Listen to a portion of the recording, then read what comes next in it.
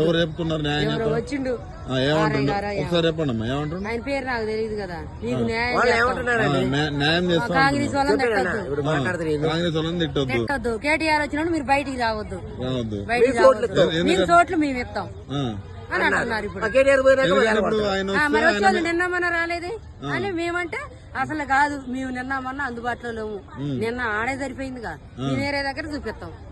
అని అంటున్నారు ఇప్పుడు ఆయన మీద బుర్దు ఓట్ల కోసం వస్తానంట ఓట్ల కోసం అసలు ఇప్పుడు ఓట్లు ఎక్కడ ఓట్లు ఎవరు కావాలి గత 10 సంవత్సరాల నుంచి కూడా కరెంట్ ఉన్నది నీరున్నాయి నీళ్ళు వచ్చినా మమ్మల్ని ఇబ్బంది ముందు కరెంట్ లేదు